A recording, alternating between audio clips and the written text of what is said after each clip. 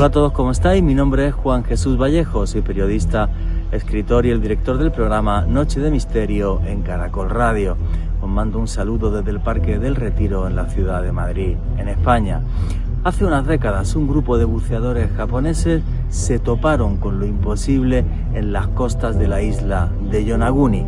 A más de 20 metros de profundidad descubrieron una enorme figura piramidal. Tanto arqueólogos como geólogos investigaron aquel sitio y las pruebas científicas dieron que realmente era una estructura artificial. Pero esto supone algo tremendamente importante. Nos tocaría reescribir la historia, porque esta pirámide de Yonaguni serían los restos de una civilización que hubo en Japón hace más de 10.000 años y de la que no tenemos constancia alguna. Pero si queréis saber sobre esto y mucho más, no os perdáis el último podcast de Noche de Misterio en Caracol Radio, Arqueología Prohibida. Noche de Misterio.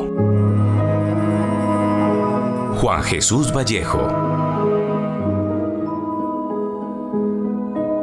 Daniel McGuinness era un chico al que le encantaba salir a navegar con su bote por las orillas de la costa de Canadá todos los veranos. Tenía tan solo 16 años.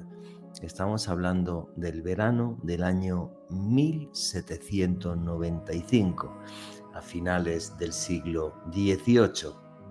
Y bueno, pues en uno de aquellos paseos, Daniel McGuinness se fue hasta una isla muy cercana a la ciudad de Chester, donde él vivía, que se conoce como la Isla del Roble.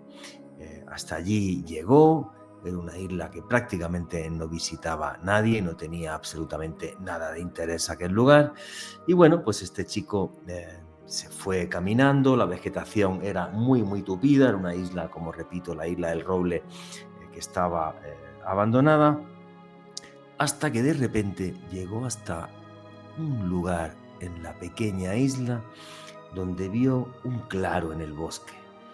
Y justo en ese claro del bosque, lo que era claramente la entrada de un pozo. Obviamente, un niño de 16 años ve la entrada a un pozo en una isla a la que no va absolutamente nadie y piensa inmediatamente en encontrar tesoros y objetos fabulosos que pudieran dejar allí, por ejemplo, antiguos piratas. Así que como él solo no podía hacer nada, cogió el bote, se fue otra vez hasta la ciudad de Chester y a la mañana siguiente Daniel McGuinness fue acompañado por su amigo John Smith, que tenía 20 años, y Anthony Vaughan, que tenía tan solo 13 años. Daniel McGuinness obviamente no era capaz de él solo de excavar el pozo, así que lo que hizo fue regresar hasta la ciudad de Chester y al día siguiente fue con dos de sus amigos, retornó otra vez hasta Oak Island. Sus amigos eran John Smith, que tenía 20 años, y Anthony Vaughan, que tenía tan solo 13 años. Bien, pues aquellos niños jugaron aquel día a ser arqueólogos, exploradores e investigadores y empezaron con las palas que habían llevado y sus picos a cavar dentro de aquel pozo. Y la verdad que con el calor del verano, los mosquitos y demás, no era una tarea fácil, pero ellos y su ilusión seguía intacta. Así que estuvieron cavando varios días hasta que llegaron a una profundidad de 3 metros. Y justo a los 3 metros se encontraron unos troncos clavados en el pozo de forma horizontal. Pudieron cortar los troncos y seguir cavando. Ellos pensaban que el tesoro ya tenía que estar muy cerca. ¿Quién iba a cavar tantos metros? Pues bien, siguieron cavando durante varios días más hasta que llegaron a los 6 metros de profundidad, donde otra vez volvieron a encontrar troncos, pero ya ni su paciencia ni su fuerza era capaz de seguir avanzando.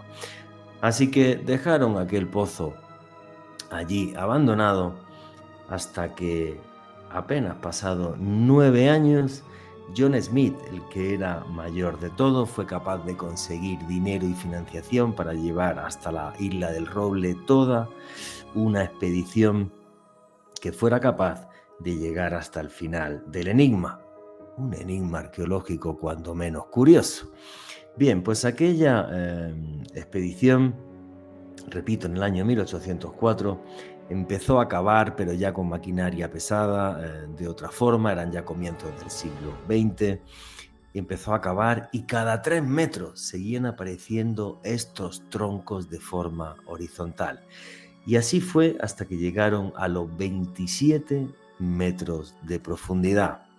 Y justo a los 27 metros de profundidad apareció una extraña piedra de un tipo de roca que se llama pórfido. No existe pórfido en todo Canadá.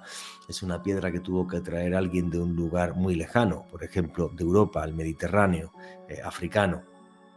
Y aquella losa de pórfido tenía una serie de grabados, una serie de inscripciones que nadie fue capaz de traducir. Simplemente un lingüista, Barry Fell, la observó con detenimiento y dijo: tiene que ser un dialecto antiguo de la zona del Mediterráneo. Nadie fue capaz de traducir aquella piedra. Y la sorpresa tremenda fue que cavaron 3 metros más y al llegar a los 30 metros de profundidad, el pozo se inundó. Resulta que estaba hecho para ser una trampa. A los 30 metros de profundidad, desde la costa cercana, a través de túneles llegaba agua para anegar el pozo de Oak Island, la isla del roble.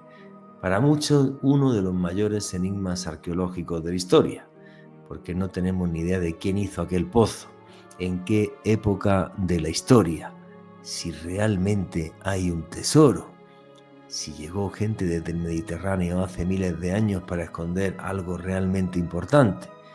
El caso es que hasta día de hoy, hasta 6 personas han fallecido intentando localizar el famoso tesoro de Oak Island, como si fuera toda una maldición.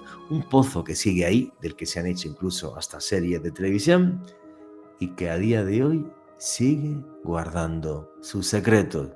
Quizás porque las personas que lo hicieron disponían de una tecnología que a día de hoy se nos antoja imposible, pero que en la antigüedad fue real. Buenas noches, noctámbulos. Mi nombre es Juan Jesús Vallejo. Los que queréis seguirme en redes sociales, mi Twitter es @JuanGVallejo, JuanJE Vallejo. En Instagram y en Facebook, Juan Jesús Vallejo. Y esto es otro programa, otro podcast de Noche de Misterio. Y aquí lo que hacemos es periodismo de misterio. Nosotros os ponemos los hechos encima de la mesa y vosotros decidís qué hay detrás y qué no. Y aquí somos una gran familia, la familia del misterio, y por eso ya tenemos un numeral en Twitter que es Misterio Caracol. Ponernos ahí en ese numeral qué opináis de la historia de Oak Island, la isla de los robles, la isla del tesoro. ¿Sabéis que hago viajes de autor? Entre marzo y abril del año 2026 estaré en Tailandia, Camboya, visitando lugares de ensueño como Wat Arun, como el Templo del Amanecer en Bangkok, navegando por la que se conoce la Venecia del sudeste asiático, Bangkok, la ciudad de los 1000 canales, caminando con elefantes al norte de la selva tailandesa en la ciudad de Chiang Mai, cerca de la ciudad de Chiang Mai, o también acabaremos el viaje en los templos de Angkor Wat, el templo más grande del mundo, unos templos que reflejan la constelación del dragón sobre la tierra, que nos conectan con las estrellas y donde haremos una ceremonia budista particular para dejar atrás todo lo malo y arrancar una nueva vida, un viaje transformacional. Toda la información de ese viaje la tenéis en la página web www.viajesjuanjesusvallejo.com, repito, www.viajesjuanjesusvallejo.com, y arrancamos ya sin más dilación. Alejandro Bernal, amigo, compañero, ¿cómo estás?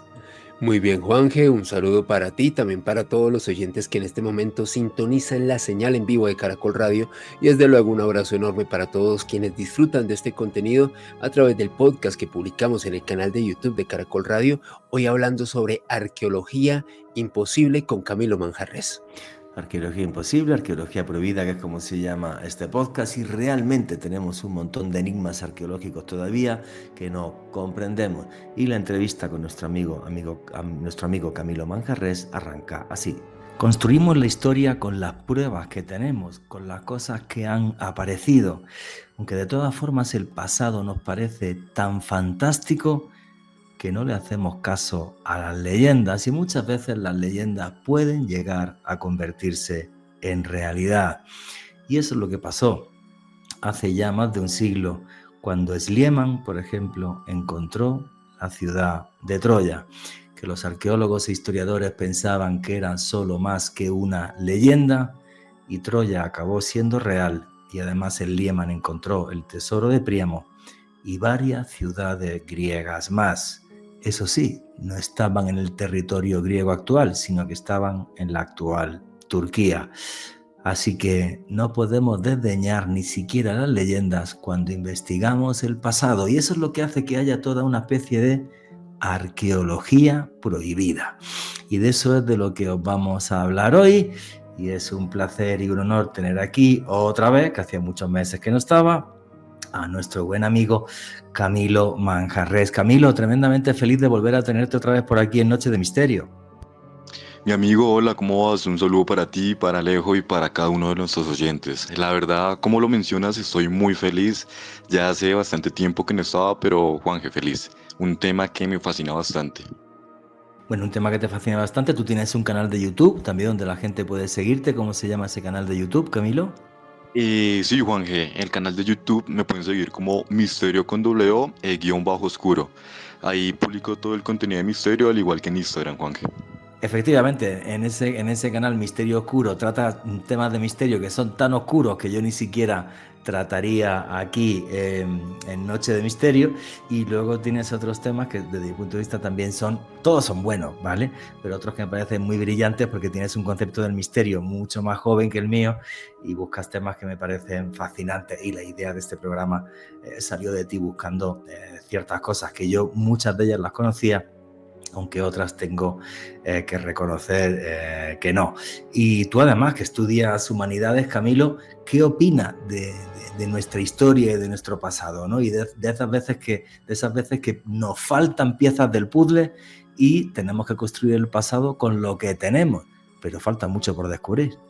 Claro, Juanje, pues yo siendo profesor de ciencias sociales y apasionado por la historia, sinceramente soy fiel creyente que existe una contrahistoria, Juanje, de esos relatos que han sido olvidados, y de hecho me gustaría citar mucho a un filósofo, de hecho, compatriota tuyo, José Ortega y Gasset, el cual menciona algo muy lindo, Juanje y Alejo, y es lo siguiente, y es que este filósofo menciona que la historia que nos enseñan es apenas una superficie, es algo muy normal, pero bajo ella late todo lo que ha sido ocultado y que está ahí oculto, pero que no ha desaparecido. Y a partir de esto, Juanje, creo que será muy importante en esta noche, porque con el paso del tiempo vamos a darnos cuenta que existen relatos que son muy, muy interesantes y que van de la mano con acontecimientos arqueológicos que sin duda alguna se deben mencionar bastante. Entonces me gusta mucho y sé que hay una historia que está oculta y que debemos seguir investigándola. Has hablado de Ortega y Gasset, que era un gran filósofo español del siglo XX, y mira, pues por ejemplo en España hay un tema arqueológico que es bastante curioso, hablando de arqueología prohibida, que es la ciudad de Tartesos. La ciudad de Tartesos y las naves de Tarsis aparecen en la Biblia.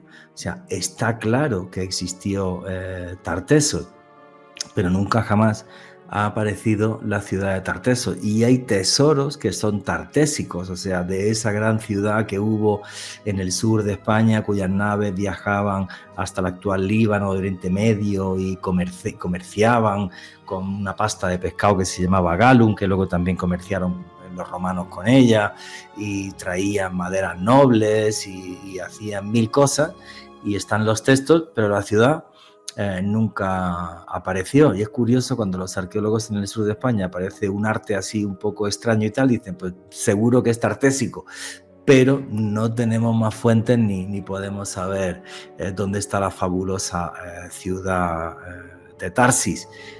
Y creo que este mundo de leyendas surge todo también por un algo, ¿no? Aquí, por ejemplo, la famosa leyenda de la ciudad del Dorado, que nunca se encontró, y que hubo una búsqueda del Dorado tremenda por parte de los españoles, como esa gran ciudad en la que había oro y demás, aunque en este caso creo que la explicación es un poquito más fácil. Básicamente se deformó una leyenda la del hombre dorado, ya que cuando Gonzalo Jiménez de Quesada llega a Cundinamarca, los caciques y todos los indígenas que están aquí le hablan de esas ceremonias que había en el lago Guatavita, donde al nuevo cacique los chibchas lo vestían con oro, con polvo de oro, y luego se bañaba en el lago Guatavita, y esa leyenda se acabó deformando en un tema de una búsqueda de una ciudad. Obvio, porque los españoles se dieron cuenta cuando llegaron a Tenochtitlan, y sobre todo cuando llegaron al Cuzco, si había ciudades como el Cuzco, ahí había mucho oro, pero eso no significa que el misterio se haya resuelto, porque la gran cantidad de oro que tenían los chibchas y sobre todo la que manejaban los incas, mucha gente sigue defendiendo que no salía todo el 100% del oro de los ríos, sino que podía haber minas y podía haber algo más que tuviese alguna cultura muy metida dentro de la selva, cultura que desapareció porque más del 80% de la población del continente murió por el choque bacteriológico por la llegada de los europeos. O sea que arqueología prohibida, historias prohibidas, imagínate cuántas hay. Vosotros como colombianos, cuando dicen esto de la ciudad del Dorado, ¿qué es lo que pensáis? Juanje, pues hay que tener en cuenta que es algo que conocemos desde muy temprana edad, pero que tristemente siento que a nivel de esfuerzos no solamente gubernamentales, sino también de ciertos estamentos educativos aquí en Colombia, conocemos solamente la punta del iceberg, la punta del iceberg, como dices tú, Juanje, pero muchas veces no profundizamos y no conocemos a profundidad gran parte de nuestro legado, nuestro gran legado artístico, nuestro gran legado cultural de esas culturas precolombinas, quienes dejaron auténticos portentos aquí en el país. Y Juanje, y es algo que creo que es muy importante rescatar con espacios como este, como Noche de Misterio. En Bogotá está ni más ni menos que el museo con más piezas de oro del mundo, que es el Museo del Oro de aquí, de Bogotá. Y por eso este aeropuerto se llama el Aeropuerto del Dorado, para utilizar todavía la leyenda como un reclamo turístico para el que venga a la ciudad. Camilo Manjarres, ¿qué opinas de esto? Sin duda alguna, con el tema de la Laguna Dorada y sobre el tema de la Ciudad del Dorado, creo que también es muy importante darnos cuenta que, y como lo mencionaba Alejo, históricamente Colombia tiene lugares que son fascinantes y no han sido explorados totalmente. De hecho, muy pocas personas saben que nosotros como tal también tuvimos pirámides. De hecho, tenemos dos pirámides muy importantes, como es la pirámide de Popayán y en el Cauca, la pirámide de Inzá. Y son formaciones que se construyeron por comunidades nativas, pero muy pocas personas tienen presente. Muchos hacen referencia a las pirámides de México, a las pirámides de Egipto, pero pocos conocen que acá en Colombia tenemos esas dos pirámides. Y de hecho, la pirámide de Inzá Cauca y la del Cerro de Popayán no han sido exploradas 100%. Entonces me parece que es triste, de cierta manera, que no hay el apoyo suficiente para hacer todas estas investigaciones. Y es más, Juanje, tenemos el privilegio, no solo como colombianos, sino como latinoamericanos, que tenemos una de las pirámides más altas del mundo de formación natural, que es la pirámide de Cerro Tusa en Antioquia, que es una estructura piramidal que, según lo que se ha investigado, es una formación completamente natural, pero asimila a una pirámide y es muy, muy alta, y son cosas muy valiosas que nosotros olvidamos. Sí, lo de la pirámide esta que está en Antioquia, que es una formación natural, el Cerro Tusa, Dios santo, es que es muy espectacular. Yo cuando la vi me quedé pero en shock, es una cosa de alucinar. Alejandro Bernal.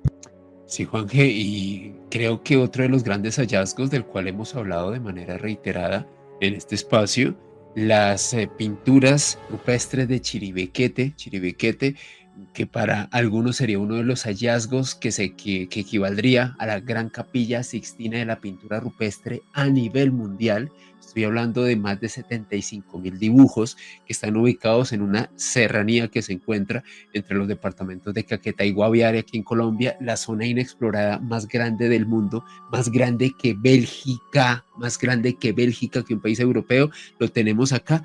Y como colombianos y como seres humanos en general, sabemos muy poco del gran hallazgo y del gran legado cultural que está pintado ahí, Juanje. Pues ahí lo que está pintado es parte de la historia de la humanidad, cuando en la selva amazónica había grandes ciudades y grandes urbes, como escribió Fray Gaspar de Carvajal cuando iba con Pizarro, con Orellana, con Francisco de Orellana, y que nadie le hizo caso durante siglos, que había ciudades en la selva y tal, hasta que arqueólogos alemanes hace décadas descubrieron efectivamente que sí que hubo ciudades de las que no queda nada, porque estaban hechas con madera y la madera se pudrió. Pero sí, realmente Chiribiquete, que es un tema bastante polémico del que hablar aquí en Colombia, porque hay como muchas opiniones encontradas, que se quede ahí y que nadie entre, otra gente que dice que deberíamos de intervenir el parque, pues porque hay cálculos que dicen que se están perdiendo hasta 2 hectáreas diarias por culpa de la minería ilegal y otras actividades que no voy a comentar aquí. Entonces es un tema muy polémico. Yo sí soy de los que opina que, lo digo tú verás ahora, insultos Juan G. Vallejo en Twitter, pero sí debería intervenirse, porque si no los malos se van a hacer con el poder del Chiribiquete, no con el poder, sino con la explotación del Chiribiquete, y no va a quedar absolutamente nada.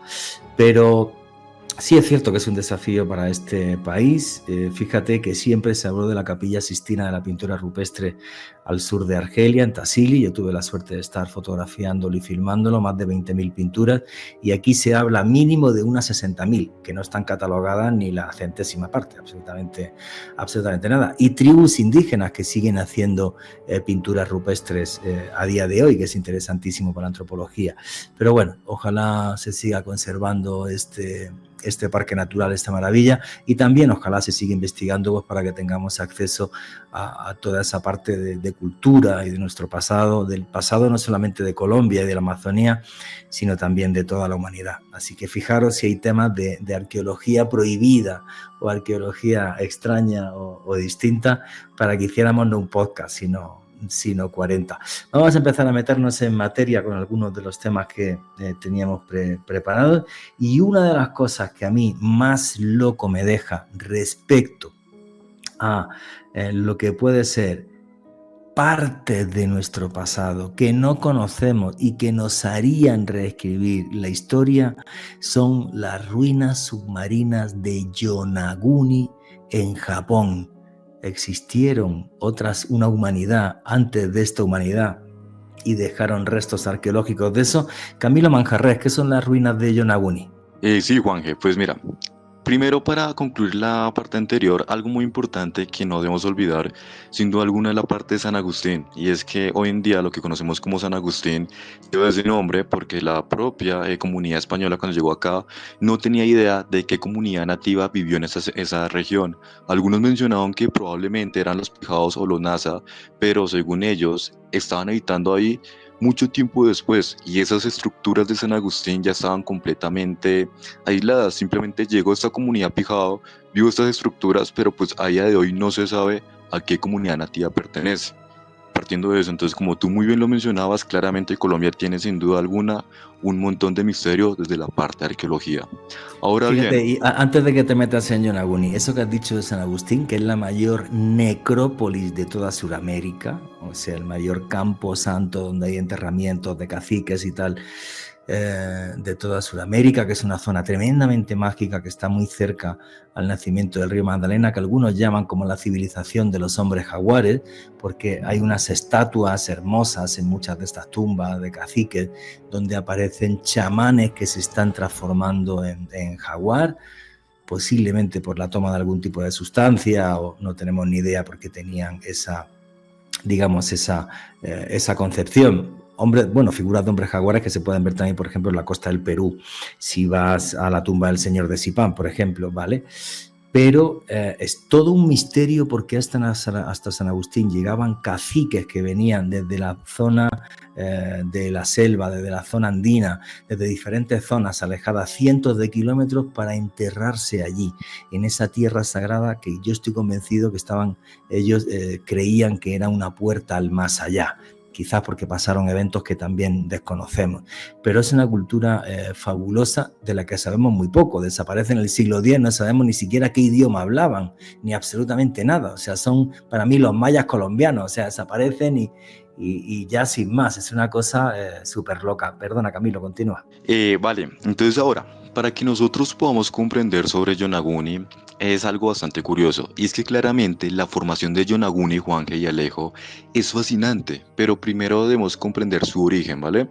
Y es una formación que es completamente rocosa, pero que está bajo el agua, bajo el mar.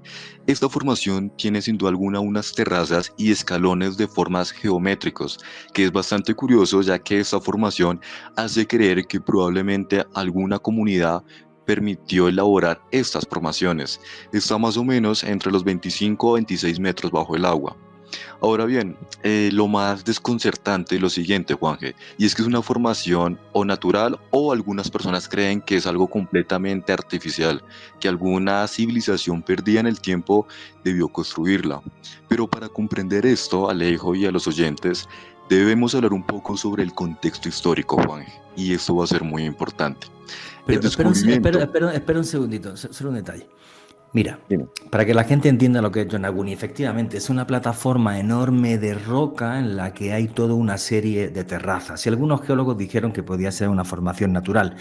Geólogos que no han buceado en Yonaguni, porque yo hablo con gente que ha buceado en Yonaguni y en medio de algunas de esas plataformas, y yo he visto las fotografías y los vídeos, hay escaleras pequeñas hechas para el tamaño del pie humano. Eso es imposible de todas, que sea una formación natural, porque además está muy poco investigado, ¿vale?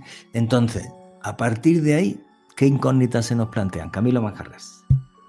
Sí, Juan, entonces primero, el descubrimiento fue realizado en 1986 por un buzo que estaba pues en esas profundidades de apellido Aratake, y él se dio cuenta, como tú muy bien mencionabas, de esta estructura de forma piramidal de cierta manera con estos escalones, y le pareció bastante llamativo, tanto así que él decidió pues contactar con expertos del tema como fue el geólogo marino Masaki Kimura. Este geólogo también decidió investigar toda esta zona y él mismo mencionó que efectivamente esto no podía ser algo natural, sino algo completamente artificial. Yonaguni, que nos demostraría la existencia de una humanidad antes de esta humanidad. Noche de Misterio, Caracol Radio. Y aquí seguimos en Noche de Misterio, vuestras preguntas y comentarios a través del numeral Misterio Caracol. Y nos estaba hablando nuestro amigo Camilo Manjarres sobre Yonaguni, su descubrimiento, estas plataformas de piedra con forma de pirámide que tendrían muchos miles de años y que nos hablarían de una humanidad antes de esta. Y la entrevista con Camilo Manjarres continúa así.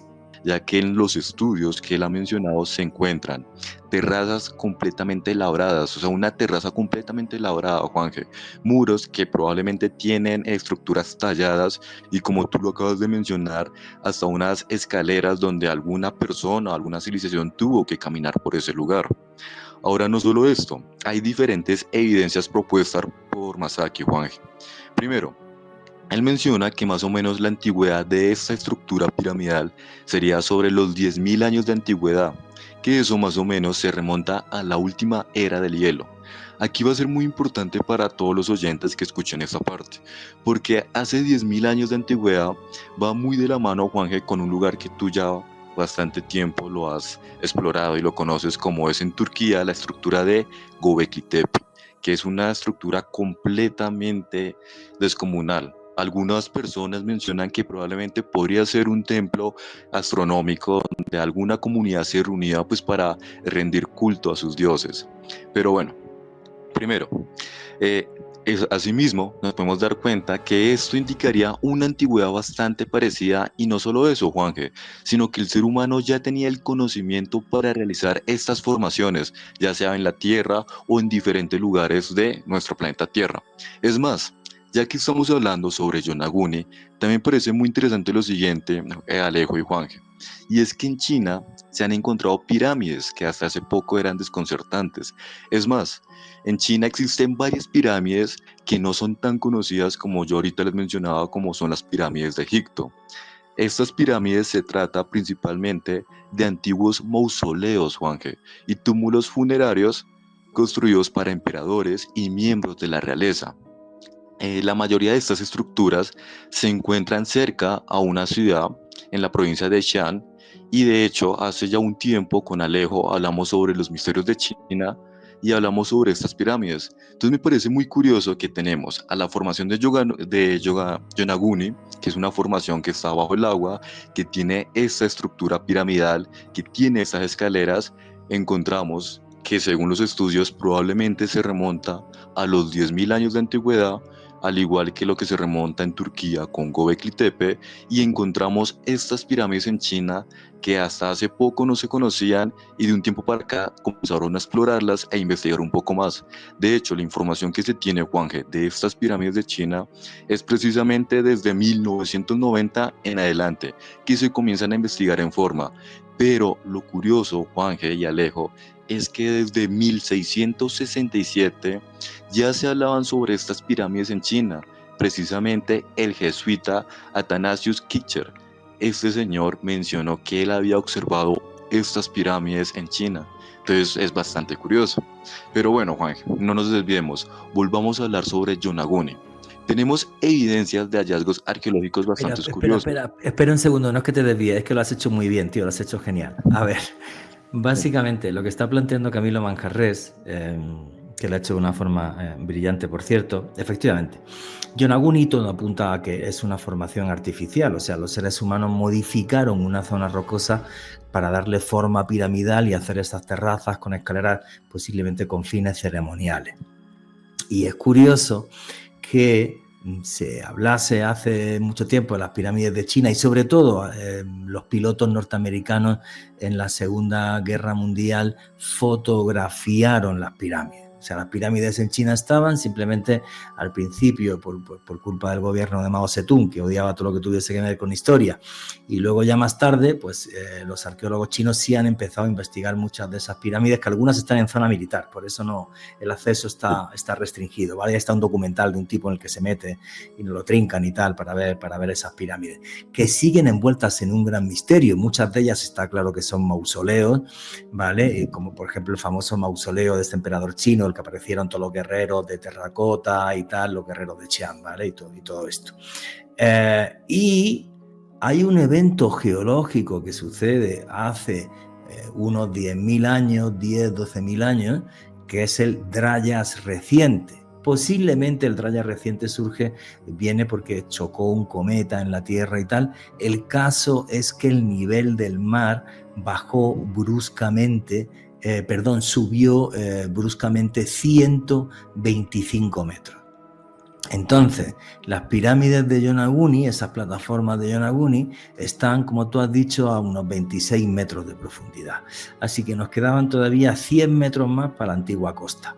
Entonces, queda claro, ¿vale?, que es algo que puede ser el resto de una antigua gran civilización que hubo en esa zona asiática, y que fueron copiando las pirámides luego los chinos.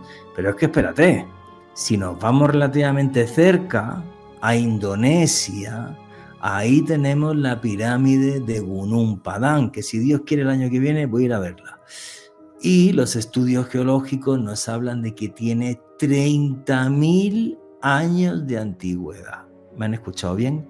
30.000 años de antigüedad, pero es que están investigando otra que están pensando que puede tener 34, 35.000 años de antigüedad. Y un buen amigo mío mexicano, Felipe Reyes, si está escuchando esto, que te quiero un montón, por cierto, que viene conmigo a muchos viajes y es mi gurú digital.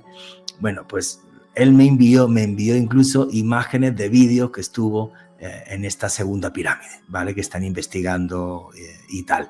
Entonces, creo que Yonaguni es tan fundamental precisamente por eso, porque está mostrándonos el primer eslabón de un pasado que puede ser fabuloso. Alejandro Bernal quería comentar algo y luego que continúe Camilo Manjarrés con la exposición. Ángel, es que estamos hablando de lo que algunos investigadores denominan como los posibles vestigios de la Atlántida en Japón respecto a Yonaguni, o quizás los vestigios de una gran civilización madre que correspondería a una edad de oro que muy probablemente una humanidad previa a la nuestra vivió hace miles de años y nos dejó un legado en piedra, un testamento que hasta el día de hoy es prácticamente irreplicable. Juanje, estamos hablando de algo muy gordo que nos obligaría a reescribir la historia. Camilo Mancarrés, ahora sí, amigo, continúa, por favor. Sí, Juanje, y de hecho, como muy bien lo mencionaba Alejo, en Yonaguni se han encontrado diferentes hallazgos arqueológicos bastante curiosos, como pueden ser cuñas, como pueden ser agujeros, canales y escaleras regulares. Igualmente, simbologías grabadas y caminos pavimentados, que según este geólogo indican el uso humano. Asimismo, algo que me parece muy importante mencionar es lo siguiente, Juanque, y es que el geólogo realizó una publicación científica, el cual mencionaba que toda esta estructura no podía ser completamente natural, sino va a ser completamente artificial. Lo publicó en el 2004, donde él sugiere la existencia de una construcción megalítica submarina en Yonaguni. Como al inicio del programa mencionábamos, había una supuesta ley que probablemente iba a prohibir las expediciones submarinas, pero poco a poco, bueno, no con todo como uno quisiera, se ha explorado 100%, pero a día de hoy algunos buzos siguen visitándola, siguen tomando fotografías y está en el radar de la arqueología porque es una formación que es bastante extraña, que es muy grande y que, como muy bien lo mencionaba Alejo y como lo mencionabas tú, se remontaría más o menos a los 10.000 años de antigüedad.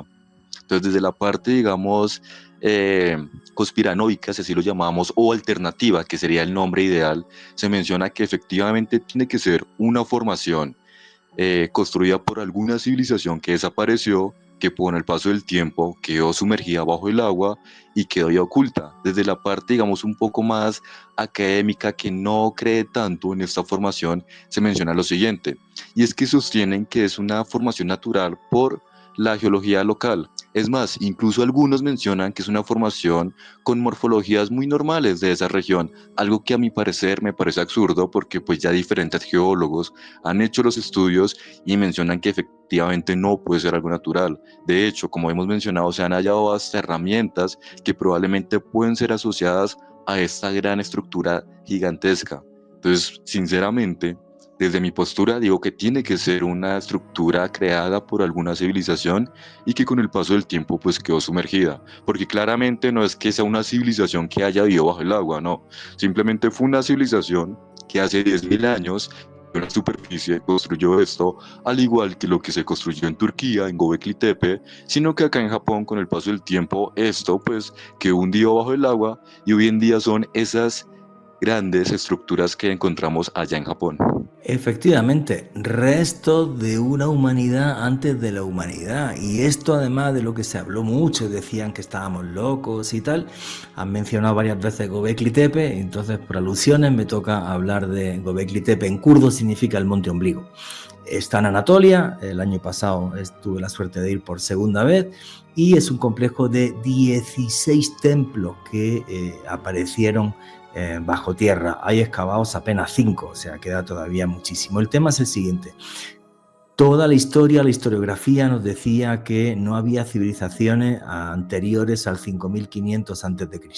¿Qué se entiende por civilización? Y esto Camilo que me diga ahora, que es profesor de ciencias sociales. Entendemos por civilización cuando una sociedad ya es tan amplia que permite una estructuración y una estratificación. O sea, ya no solamente somos cazadores, recolectores, sino que además somos agricultores, hay sacerdotes, hay guerreros y se especializan en la guerra. Hay científicos, ¿por qué? Porque ya hay mucho más excedente de comida y tal, y los seres humanos pues se organizan y entonces pues pueden hacer edificios, pirámides, tal, cosa que las sociedades tribales no pueden. Bien, pues siempre nos decían que esto antes de 5.500 años era imposible, que las primeras civilizaciones estaban en Irak, la ciudad de Ur, todo esto, todo lo que era la Mesopotamia. Y es verdad que en esa misma zona de Mesopotamia apareció Göbekli Tepe.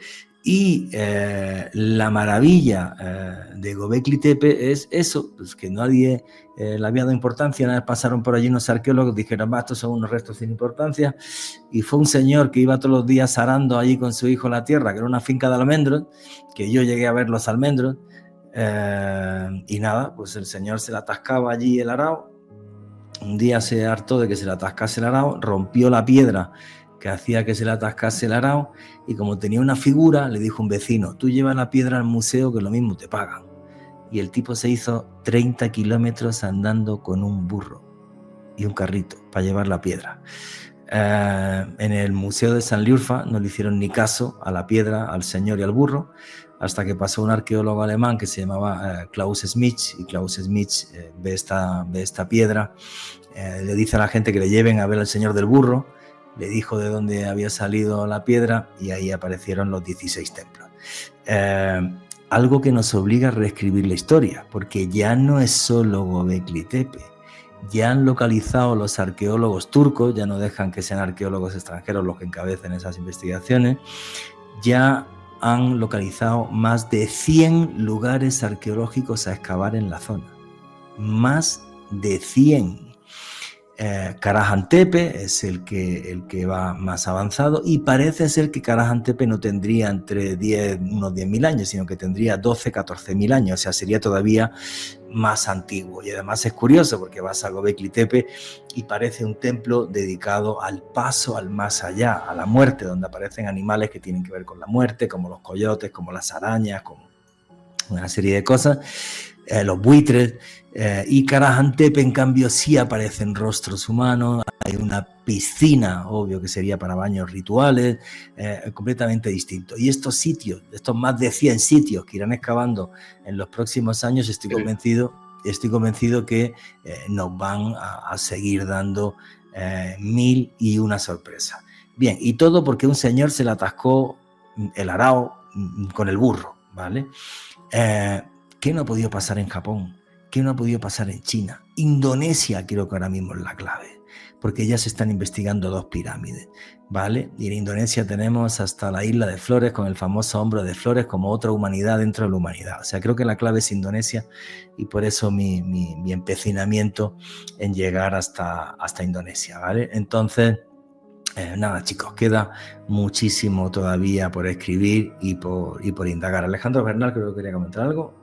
Sí, Juanje, es que precisamente sobre lo que hablas de las pirámides de Gunung Padang, este hallazgo que nos obligaría a reescribir la historia y que ha sido estudiado en campo por Graham Hancock, un gran hombre quien ha estado pues realizando investigaciones de este tipo de vestigios de una humanidad previa a la nuestra, y lo que dice Hancock es que claramente para él esta sería una formación artificial que habría sido construida en un momento basado quizás en un suceso astronómico ocurrido hace miles de años, que quiso dejar este gran monumento como un vestigio, un gran testamento de algo ocurrido en el espacio hace miles de años, probablemente una alineación con otra constelación o un suceso que marcó la evolución de este planeta. Creo que lo que tiene que ver con Gunung Padang y todos estos vestigios de humanidades previas, Juanje, son algo que nos abre más preguntas que respuestas. Efectivamente, nos hace más preguntas que respuestas y también nos da un horizonte de esperanza a que sigan apareciendo cosas que nos demuestren que la humanidad es mucho más compleja y muchísimo más antigua de lo que hasta ahora pensaba la ciencia. ¿Qué opina Camilo Manjarrés sobre esto? Juanje, sí, y de hecho no solo, digamos, en Turquía, en Japón, en China o en Indonesia, como lo acaban de mencionar, sino también acá en Sudamérica, para que nuestros oyentes no piensen que eso es solo de allá. De hecho, uno de los países que me parece hermoso y quiero conocer es Perú. Y en Perú encontramos la cuna de la civilización de los Andes, y así lo queremos denominar, y es en la civilización de Caral, que fue una de las primeras civilizaciones más antiguas de Sudamérica. De hecho, creo que es la primera, que se remonta a una antigüedad de 5.000 años, o sea, es contemporánea, Juanje, con la Mesopotamia, con los egiptos, con los chinos, o sea, es una civilización bastante curiosa. ¿Y por qué es importante, Juanje y Alejo? Esta civilización, y le comparto a los oyentes, logró construir pirámides, plazas circulares, y es más, realizaron un sistema de irrigación, Juanje. O sea, era una civilización que tenía bastante conocimiento. Para las personas que se estarán preguntando, ¿qué puede ser el sistema de irrigación? Juanje, pues simplemente esta comunidad indígena que vivió hace 5.000 años logró construir canales artificiales para regar sus cultivos. O sea, era una civilización que estaba muy avanzada. Y no solo eso, Juanje y Alejo, sino que hasta el momento, a 2025, no se encontró información sobre que esta civilización en temas de conflictos era una civilización bastante pacífica. De hecho, no se han encontrado, digamos, armas que indiquen que era una civilización que estuviera en combate o en conflicto con otra civilización cercana. Entonces fue una civilización que existió hace 5.000 años y que fue muy avanzada, y también construyeron pirámides, algo que es bastante importante mencionar. Sí, la verdad que el tema de Caral hizo que se reescribiese la historia de América, ¿vale? Yo tuve la suerte de estar incluso con Ruth Shady, con la arqueóloga que descubrió Caral, y sí, en América había pirámides hace 5.000 años, y además unas pirámides muy curiosas, porque está la pirámide, delante hay unos recintos de forma circular, y abajo tienen un hueco enorme, ¿no? O sea, como si, no sé, dentro hubiera algún tipo de ritual o algo y se acercara a la gente. Los sacerdotes le hablaban al fuego. En lo alto de las pirámides hay conductos donde si alguien movía un fuelle, el fuego podía responder a las palabras del sacerdote. Y con todo el buen rollo del mundo y todo el respeto hacia los peruanos, que amo Perú, espero el año que viene, le han dado mucho pábulo al tema este de Caral, la ciudad de la paz, y que todos vivían happy, flower y tal, cosa que lo que no estoy de acuerdo. No hay absolutamente ninguna civilización en el mundo que haya sido pacífica. Cuando yo estuve en las pirámides de Caral, y repito, estuve con Ruth Shady, con la arqueóloga que la descubrió, me estuvo enseñando, por ejemplo, los restos de los niños a los que les reventaban la cabeza como sacrificio a la vez que hacían la pirámide. Niños, además, que eran esclavos por las deformaciones que tenían en la espalda y cómo habían trabajado desde que nacieron. Por desgracia, el ser humano siempre ha sido luces y sombras. Sí, no tuvieron grandes guerras con otras grandes civilizaciones, como sí tuvieron los incas, por ejemplo, con los chimúes o con los yungas, porque no había grandes civilizaciones y había sociedades tribales con las que no iban a entrar en guerra. Pero por desgracia, civilización pacífica en la historia, a mí, si alguien me explica un día una y me convence, lo invito a cenar al mejor restaurante de Bogotá. Pero por desgracia, los seres humanos, comida civilización de la paz, cuando yo vi los esqueletos de los niños con la cabeza reventada, pues no me convence. O sea, no entiendo una paz en la que tú asesines niños, ¿vale? Pero bueno, eso es muy humano, y también sacrificios de niños y sacrificios humanos los ha habido también, por desgracia, en absolutamente todas las culturas y todos los continentes. Entonces no se puede eximir, pero sí, es un tema fabuloso el de Caral, porque hizo que se tuviera que reescribir toda la historia de América. Igual que si se investiga bien Chiribiquete, lo mismo nos toca volver a reescribirla otra vez y echar las cosas miles de años atrás. Vamos a meternos en otro tema fascinante donde los haya, porque desde mi punto de vista, a día de hoy es de los mayores enigmas arqueológicos del mundo, que son las cuevas de Longyu en China. ¿Qué son las cuevas de Longyu, Alejandro Bernal? Juanje, unas cuevas colosales que se ubican en la provincia de Zhejiang, que demostrarían quizás uno de los más grandes vestigios de una tecnología olvidada, o quizás una tecnología que al día de hoy no hemos podido volver a replicar en el gran país de los dragones. El hallazgo de las cuevas de Longyu también se efectuó de forma fortuita, Juanje, como ocurrió con Göbekli Tepe en Turquía. Resulta que Wu Hanai era un hombre quien vivía en la aldea de Xizang Beikung, y él y los demás miembros de su comunidad solían bañarse en un estanque. Esto ocurrió a comienzos de los 90, y resulta que Wu Hanai siempre le llamó la atención que el estanque se veía enorme, sentían que era un estanque que no tenía fin, y este hombre comenzó a hacer lo que en Colombia denominaríamos a recolectar fondos, a hacer una colecta de dinero para drenar el estanque y ver hasta dónde llegaba. Digamos que tuvo ese impulso de curiosidad, y desde luego parte de su comunidad lo apoyó al respecto. Consiguieron el dinero, consiguieron posteriormente una bomba extractora, comenzaron a drenar y se encontraron, Juanje, con lo que es hoy en día uno de los hallazgos arqueológicos más impresionantes de la historia. Estamos hablando de 30.000 metros cuadrados de una cueva portentosa que tiene, de acuerdo a los estudios más recientes, una altura máxima de 30 metros. Se extrajo en este gran complejo 1.000.000 de metros cúbicos de roca. Estamos hablando de una construcción que se efectuó hace más de 2.000 años, y según los cálculos científicos, Juanje, Camilo y oyentes, harían falta 1.000 personas trabajando sin parar durante 6 años para poder construir lo que hoy en día son las cuevas de Longyu en China.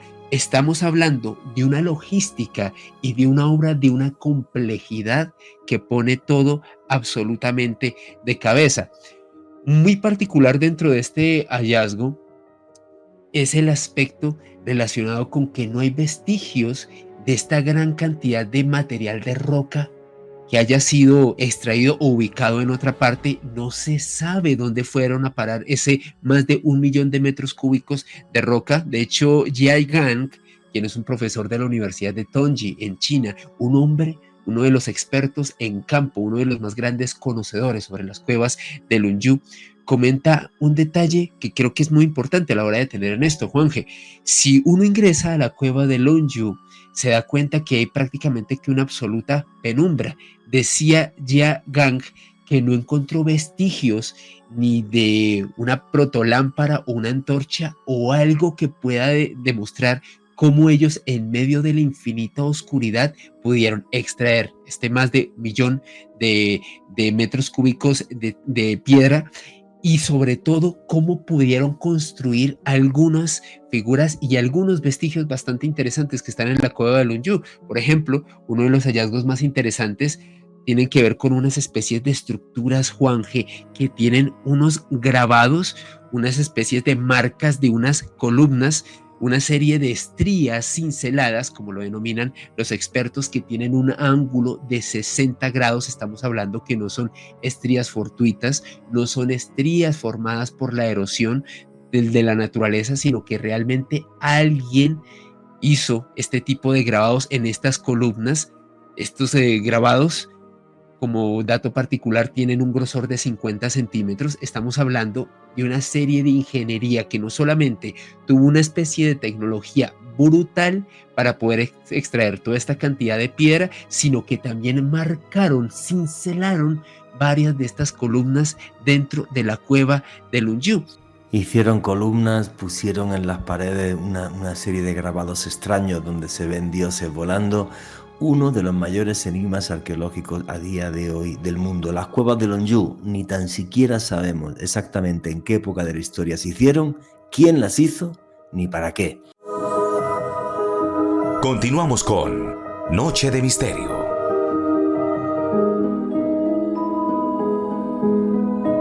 Y aquí seguimos en Noche de Misterio, vuestras preguntas y comentarios a través del numeral Misterio Caracol.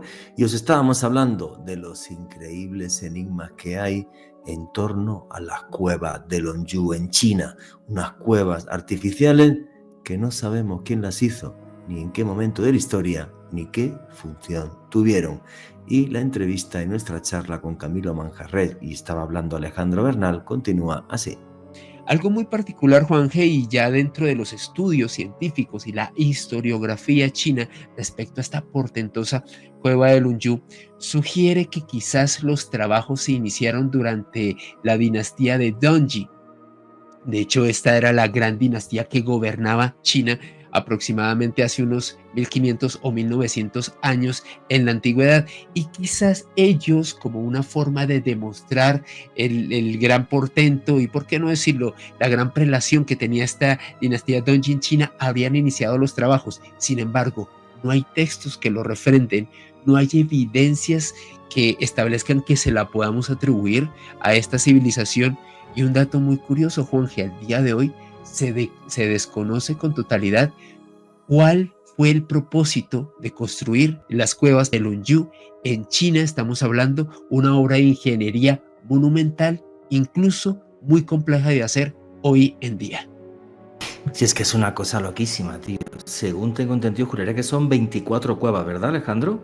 Sí, 24. Son 24 cuevas las cuevas de Longyu, pero algunas son enormes. Estoy viendo aquí que hay una, por ejemplo, que tiene 30.000 metros cuadrados, que llega a los 30 metros de profundidad, que es como un edificio de 10 plantas. Luego, por ejemplo, si miran las columnas y las paredes, esas cuevas se cavaron de una forma muy extraña, porque de repente es como si como si un gigante con una pala hubiera pasado, con una pala gigante como de 1 metro, hubiera pasado una pala y hubiera hecho una raya, luego otra raya, luego otra raya.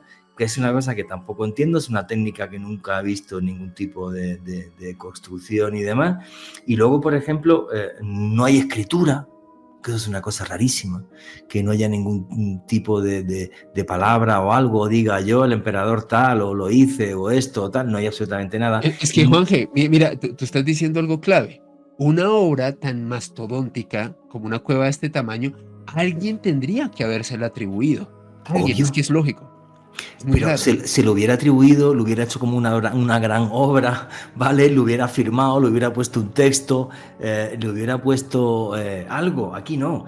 Y luego, por ejemplo, en la más famosa de las cuevas de Lonju es muy curioso porque en la pared derecha, conforme estás bajando, hay toda una serie de figuras que parecen como dioses que están flotando encima de nubes.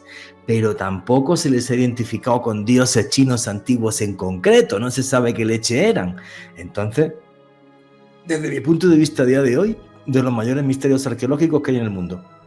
Juanje, rizando más el rizo, una expresión muy española, la Academia China de Ciencias Sociales comenta que uno de los factores más desconcertantes desde el ámbito de la ingeniería a la hora de la construcción, de lo que significan las cuevas de Lonju, es que literalmente, al menos para ellos, existen una serie de grutas, pero hace 2000 años sería prácticamente imposible estar construyendo una parte de la cueva y comunicarse con otra de las grutas que estaría siendo también trabajada de forma paralela.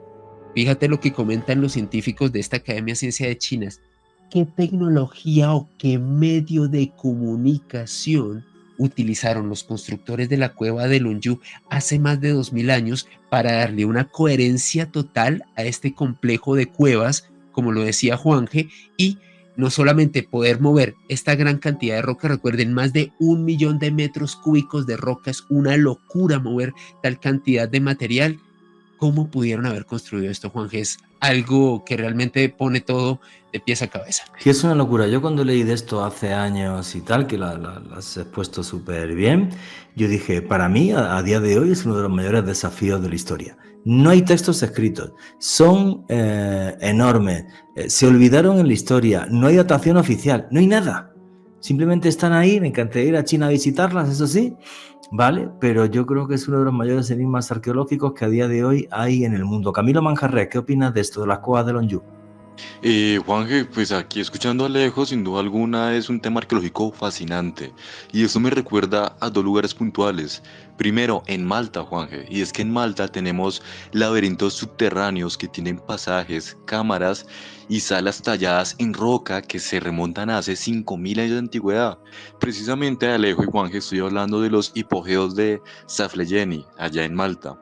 Algunos creen que fue un santuario y otros que funcionó como una necrópolis, pero lo realmente inquietante es la acústica perfecta de sus cámaras, Juanje, porque una vez que las personas ingresan a este lugar, su voz es capaz de amplificarse perfectamente para que las personas que estén dentro sientan como una armonía y puedan entrar en trance. O sea, es una estructura realmente fascinante. Y nuevamente, ya que Alejo lo mencionaba sobre cómo se pudo realizar estas cuevas, me recuerda a las estructuras que están en Perú, precisamente Ollantaytambo, Juanje, que popularmente se conoce como el templo de la antigravedad.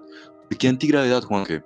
Porque es uno de los pocos templos en todo el mundo que no tiene hasta el momento, digamos, grada o cemento o algo que que hayan quedado completamente pegadas a las piedras. De hecho, toda esta estructura en Perú está perfectamente encajada para que roca tras roca estén juntas y no se caigan, no tienen, digamos, ninguna superficie con barro, con arcilla o con algo para que junte las piedras, sino simplemente son formaciones muy altas que están encajadas unas con otras y que están perfectamente como un puzzle, o sea, es algo increíble. Entonces tenemos esto en China, tenemos esto en Malta, son temas arqueológicos muy curiosos.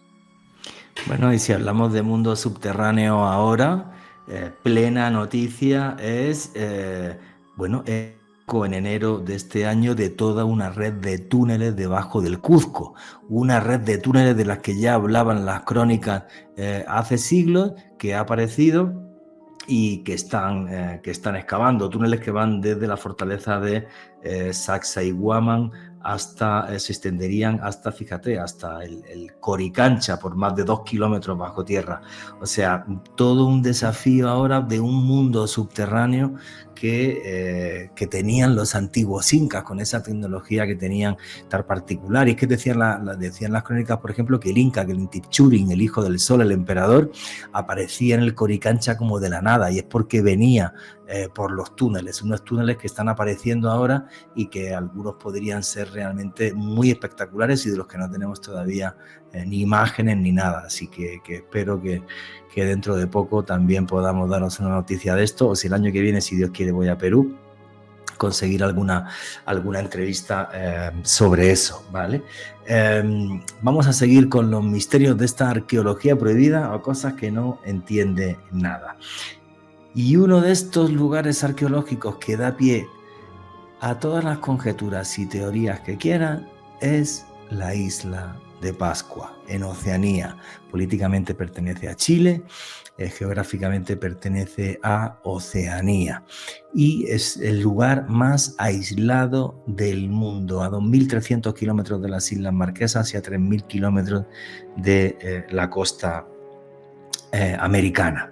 Bien, pues resulta que en esta isla de Pascua, que se descubre por los europeos el 6 de abril de 1722 por el almirante holandés Rowan, que llega hasta la isla, pero básicamente lo que hace es que tiene conatos de pelea con los indígenas y se va, poco más hizo Rowan.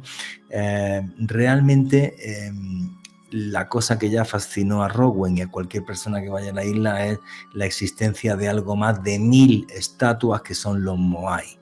Unas estatuas que llegan a medir, la más grande mide 21 metros de alto, son enormes, están hechas de piedra pómez. Nadie sabe exactamente cómo se tallaban y cómo se movían, porque tú vas hasta la cantera de la que se sacan los Moai. Yo he tenido la suerte de estar allí. Y lo extraño, lo curioso, es que los Moai los tallaban ya en la cantera enteros, o sea, tenían nariz, tenían manos, tenían boca, tenían ojos, pero al moverlo simplemente con un roce de sogas, como es piedra pómez, se desgastaría y quedarían las marcas. No hay marcas, no se sabe cómo se movían.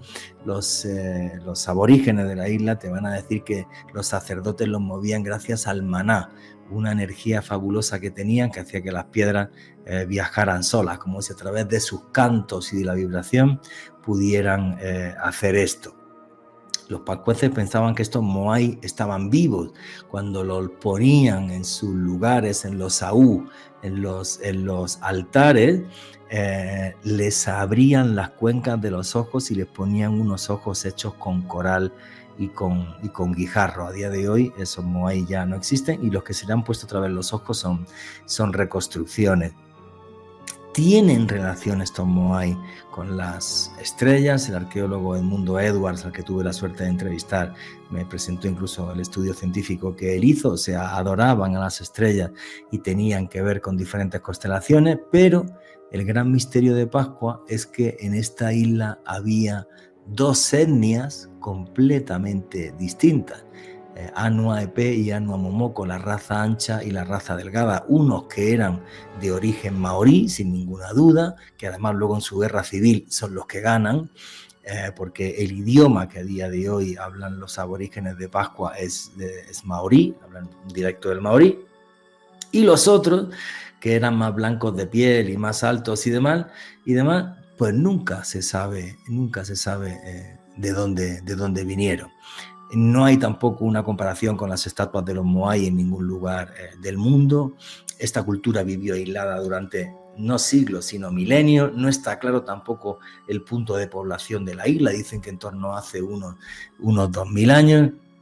Y repito, acabaron en guerra civil entre ellos, matándose los unos a los otros. Primero llegan los holandeses, luego llegan traficantes desde Perú y arrasan con la isla y se llevan muchísimos aborígenes como esclavos, y luego ya en 1770 llegan los españoles reclamando la isla para el imperio español.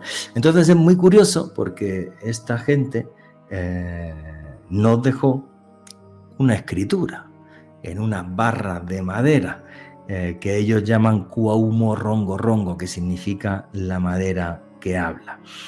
Quedaron 27 de estas tablas, aunque había crónicas que había muchas de ellas y tal, todas desaparecieron o se destruyeron, y cuenta la leyenda que el rey que fundó la isla en esta parte maorí, Hotumatua, que venía desde una tierra mítica que se llamaba Hiva, lo mismo eran las pirámides de Yonaguni, porque Hiva nadie sabe dónde está, llegó hasta la playa de Anaquena, porque la isla en la que estaba, que era Hiva, se iba a hundir.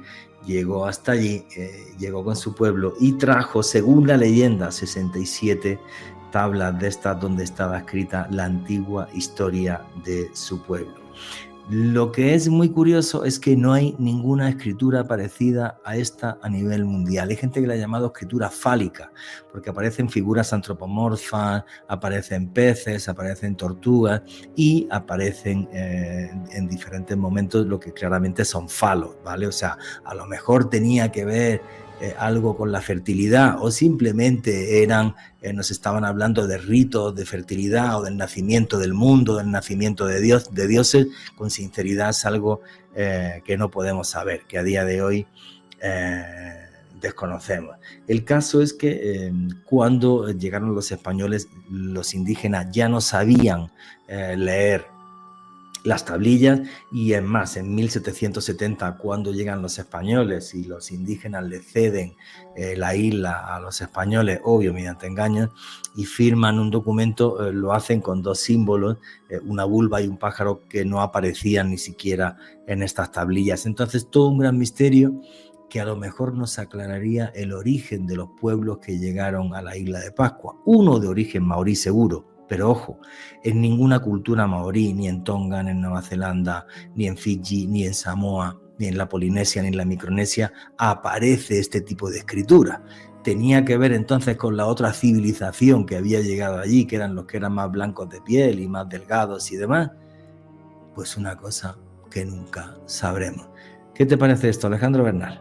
Aunque yo siempre he pensado que Pascua es uno de los más grandes enigmas en la historia, no solamente porque nos plantea una gran complejidad a nivel de ingeniería respecto a los Moai, o sea, saber cómo se pudieron hacer estas figuras de esta manera allá en esta isla es algo portentoso. Yo me acuerdo que tú de hecho me comentabas que había una referencia, la estaba buscando, pero en este momento lo olvidé, que conectaría a los antiguos pobladores de Pascua con la civilización egipcia, y a mí me parece portentoso.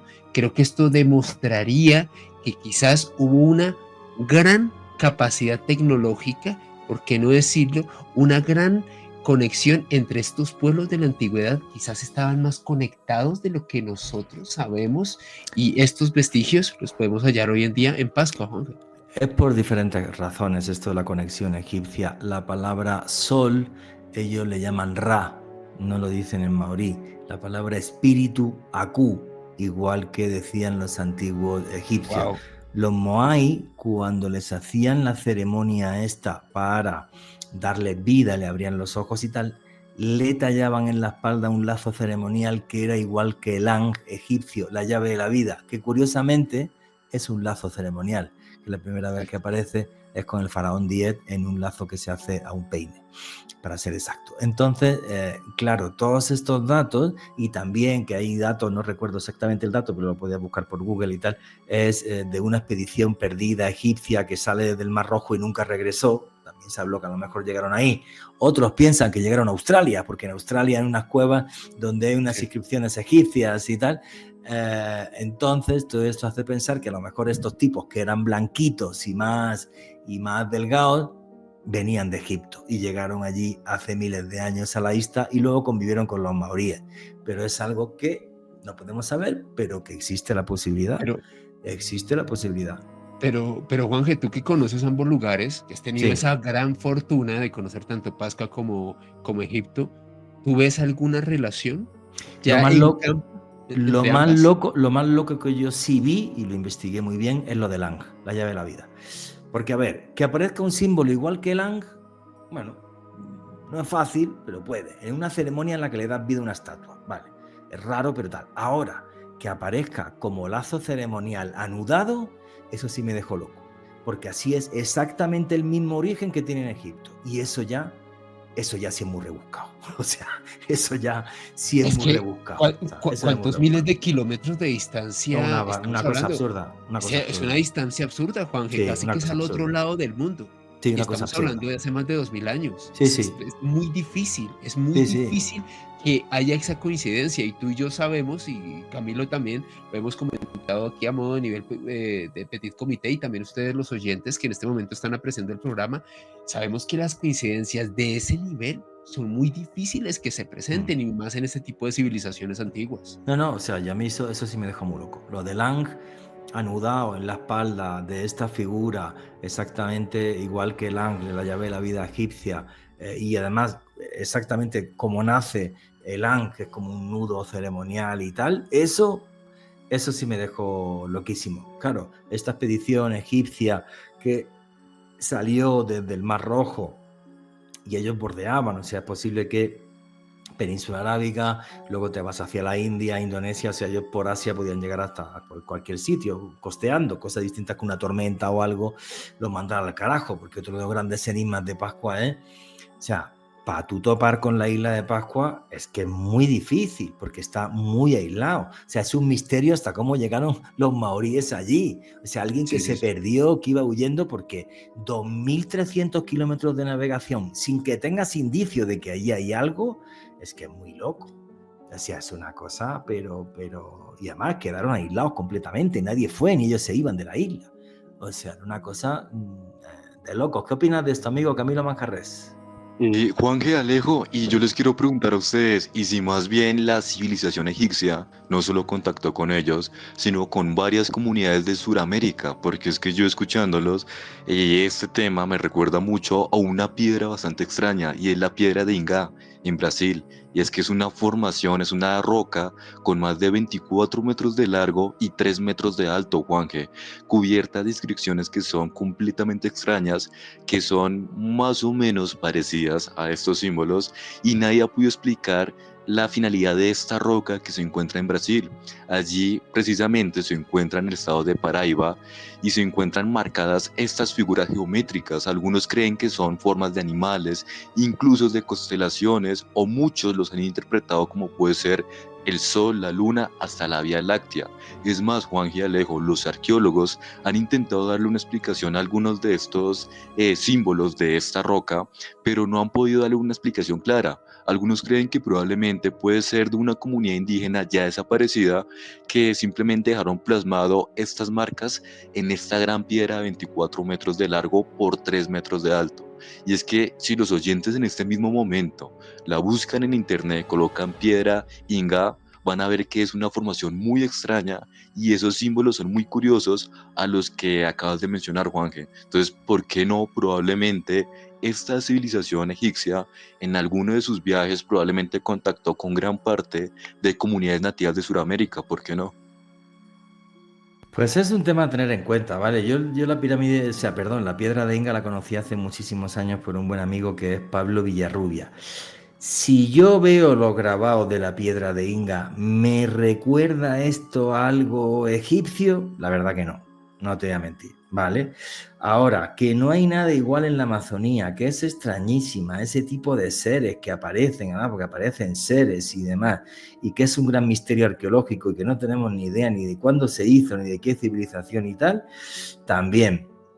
Estoy viendo aquí, por ejemplo, hay un montón de símbolos curiosos. Hay uno que, si me apuras, parece hasta una menorá judía. O sea, es una cosa rarísima. Estrellas que se parecen a las mismas estrellas que dibujaban los antiguos asirios hace miles de años. O sea, lo que sí está claro es que antes que Colón aquí llegó mucha más gente. No solamente los que formaron los indígenas y los aborígenes americanos, que posiblemente venían no solamente desde Siberia, sino que llegaron desde China, desde Japón, y en diferentes expediciones. Se habla incluso que pudieron llegar negros de Centroáfrica hace miles de años, ¿vale?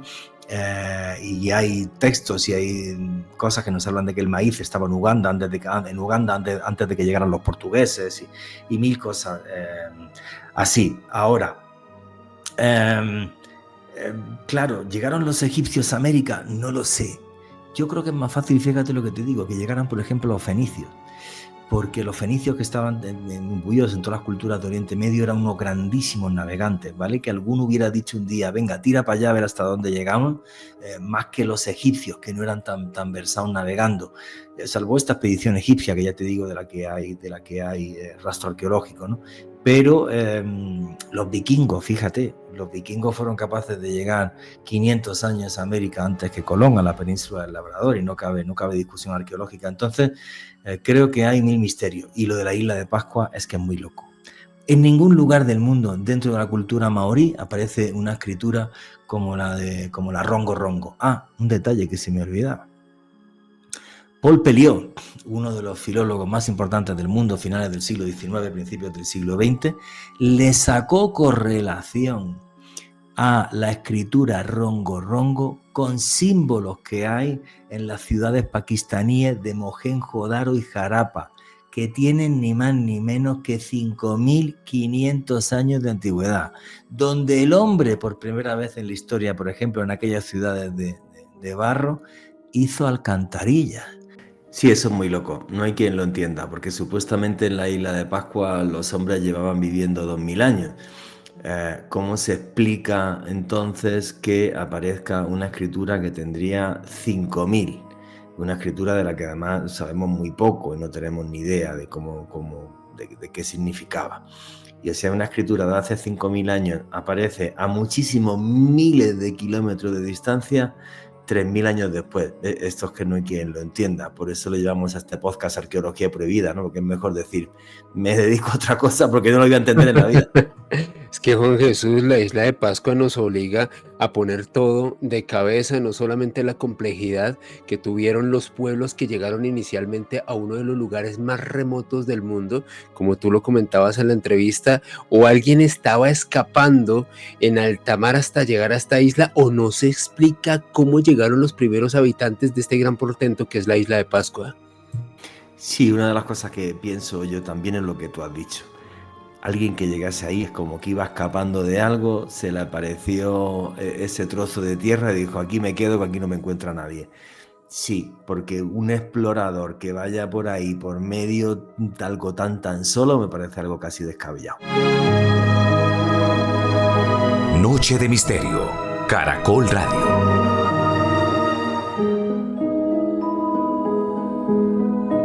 Y aquí seguimos en Noche de Misterio, vuestras preguntas y comentarios a través del numeral Misterio Caracol. Os estábamos hablando de todos los enigmas que hay en la isla de Pascua, el sitio, el lugar más aislado del planeta.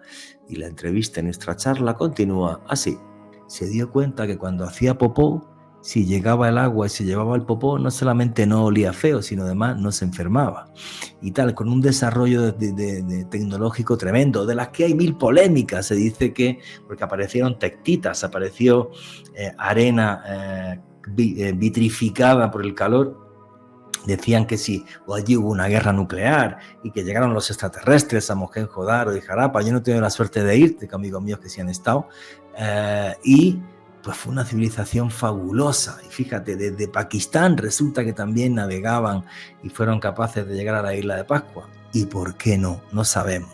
Pero claro, es que es muy loco. Una escritura que no tenemos ni idea de dónde viene. Unas estatuas de hasta 21 metros, los moai, que no sabemos ni cómo las movían, ni cómo las tallaban, ni demás. Es que no quedó ni su función ceremonial. Tú le preguntas a los aborígenes pascuenses, que yo estoy hasta tatuado por ellos, ¿qué eran los moai? Y te dicen, no tenemos ni idea. Es que, Juan G, no sabemos. Muy fuerte sobre los moai. La expresión de estar mirando hacia el infinito. Todos miran al cielo, todos miran al cielo. Sí. Como si estuvieran esperando algo extraterrestre, dilo, Dios, que sí, tío, que es así. Exactamente, como si viniera de fuera de nuestro planeta, es impresionante. A tal punto que el nombre en el que ellos le dicen a la isla no es Pascua. Mata Kiterangi, que significa ojos que miran al cielo, por los moai. Pero le pregunta, Pascua es el nombre español, ¿me entiendes? Porque el 6 de abril de 1722, cuando llega Rockwell en holandés, era un día de la Pascua, ya está, no es por otra cosa. Pero le preguntas a los aborígenes, ¿qué eran los moai? No lo saben. No lo saben. No saben qué significaban, no lo saben, tío. No lo saben, quedaron muy pocos. entre las enfermedades, los que hicieron esclavos, la guerra civil entre ellos, tal. Un desastre, no lo saben, tío, no lo saben. Es una cosa de locos, es una escritura que no se puede leer, que se parece a una de Pakistán que tiene 5.500 años. Unas estatuas que no se sabe cómo tallaron y movieron, sobre todo cómo las movieron, y que no se sabe qué significan. El lugar más aislado del planeta, y estaba lleno de gente. Es una cosa de locos, tío. De loco. ¿Qué opinas, Camilo?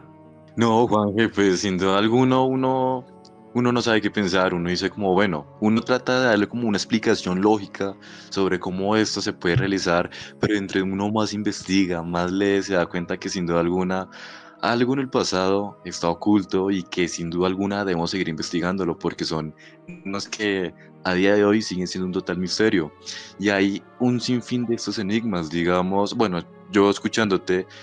Sinceramente, para mí, ese relato es como imaginarme a San Agustín, porque en San Agustín están esas estructuras, no como los Moai, obviamente no, sino que también hay unas estructuras ahí que no se conocen para qué eran o qué representan. Algunos creen que eran adoraciones de sus rituales, de algunas deidades, pero como tal no tenemos ni idea para qué era su finalidad. Entonces es bastante complejo el hablar de esto y fascinante y dan ganas de seguir investigando más porque entre más se investiga y más hallazgos arqueológicos hay, uno va a encontrar aún más información.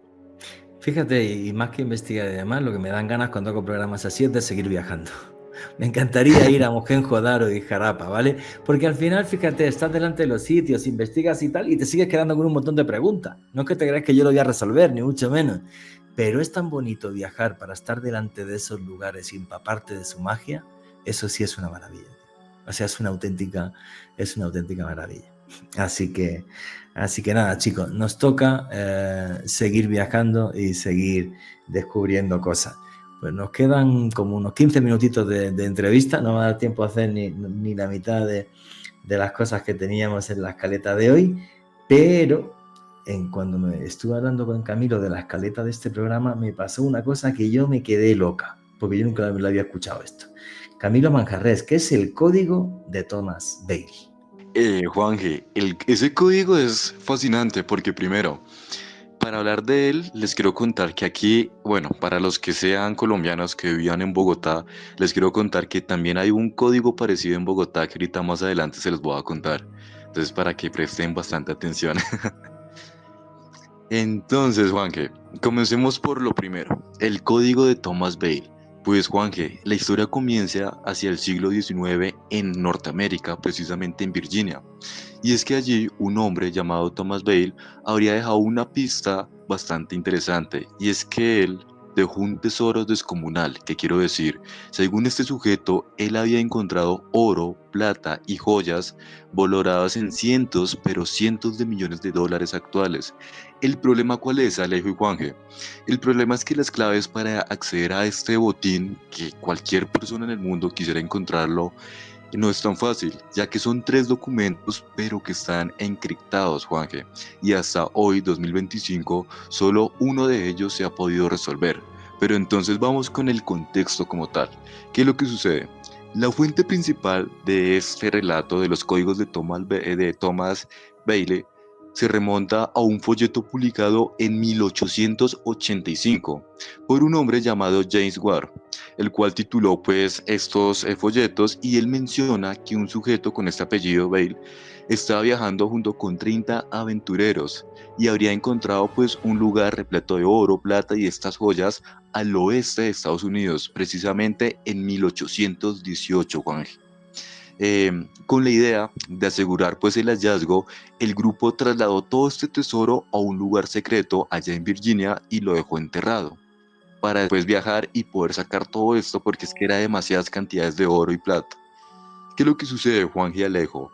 Este señor, Thomas Bailey, entregó a un posadero de una zona local llamado Robert Morris una caja cerrada con candado, y en su interior estaban estos textos, como estos códigos, donde mencionaba dónde encontrar este lugar y todas las indicaciones.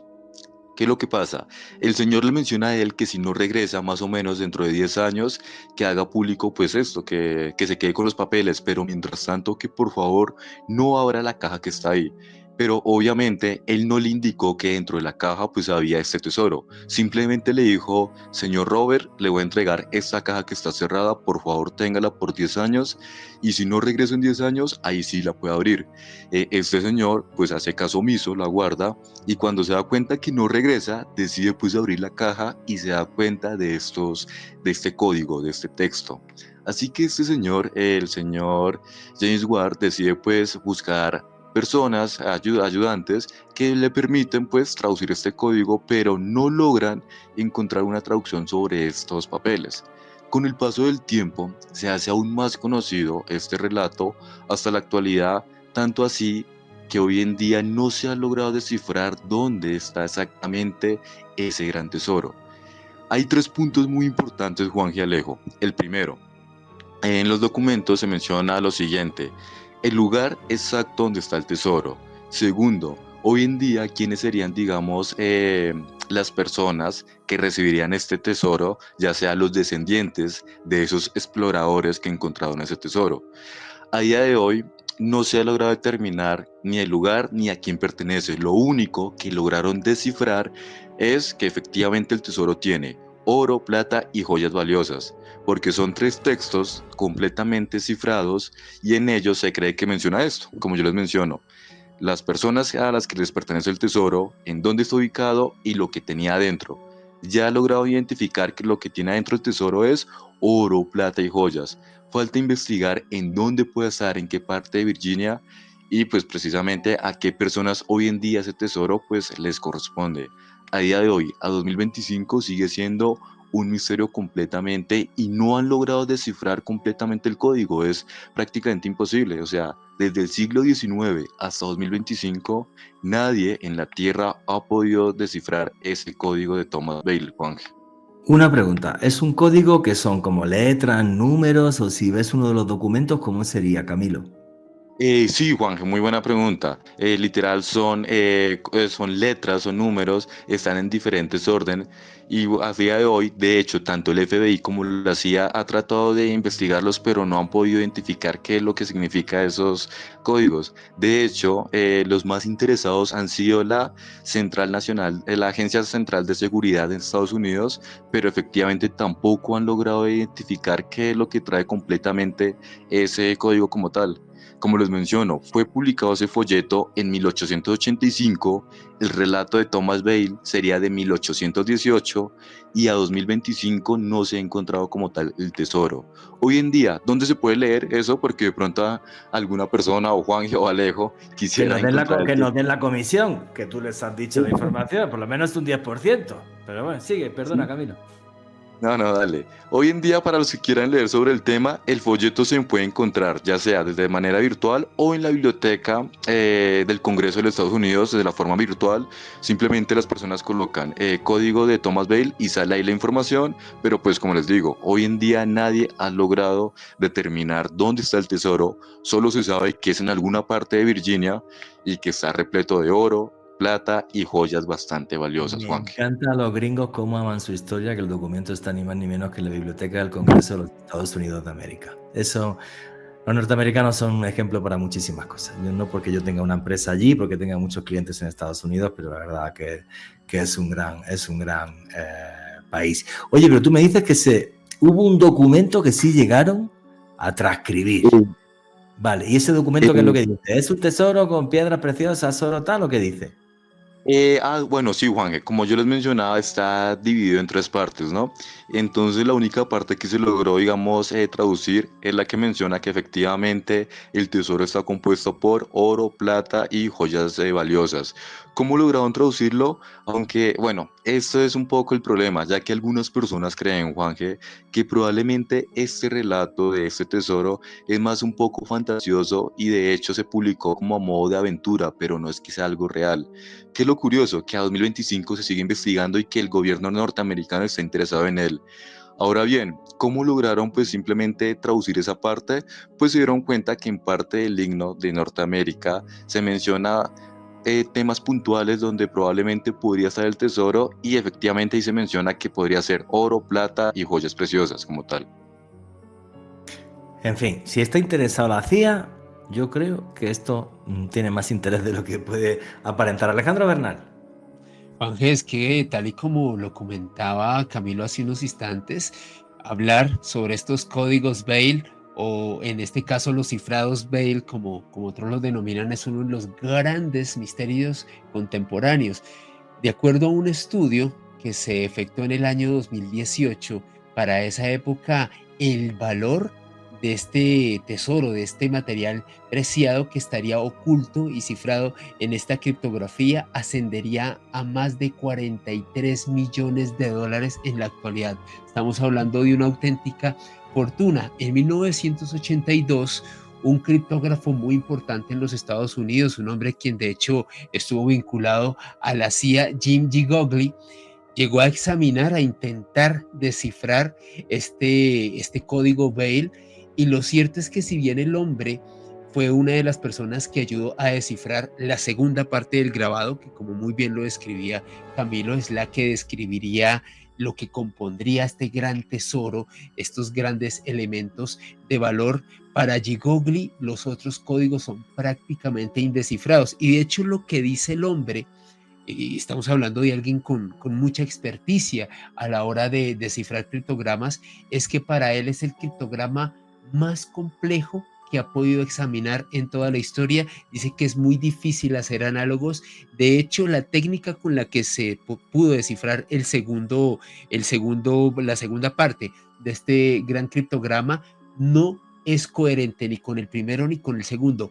Es como si el código fuese hecho por personas diferentes o con una técnica distinta. Estamos hablando de algo absolutamente extraño, muy loco y muy difícil de descifrar, Juanje. Sí, es súper loco, ¿no? Cuando quedan enigmas históricos así, que además lo que está diciendo Camilo Manjarres es cierto, que uno da pie a pensar, oye, pero a ver, y esto será una broma, pero si es una broma se la han currado llamando criptógrafos y tal, es un poco loco, o sea, ¿quién estuvo implicado, digamos, en el descubrimiento de este tesoro, ¿no? En Norteamérica se da mucho para ese tipo de historias, y realmente desde el punto de vista, no sé hasta qué punto es un enigma arqueológico o no, o simplemente es un gran, digamos, dilema histórico. ¿Qué hay realmente detrás de la historia del código de Thomas Bale? Que eso me parece una auténtica maravilla, una auténtica pasada. Nos quedan unos minutitos y vamos a ir a por otra inscripción súper extraña. Alejandro Bernal, ¿qué es la inscripción? A ver si lo digo bien. Shakboru. Sí, Shakboru, tal cual, Juanje.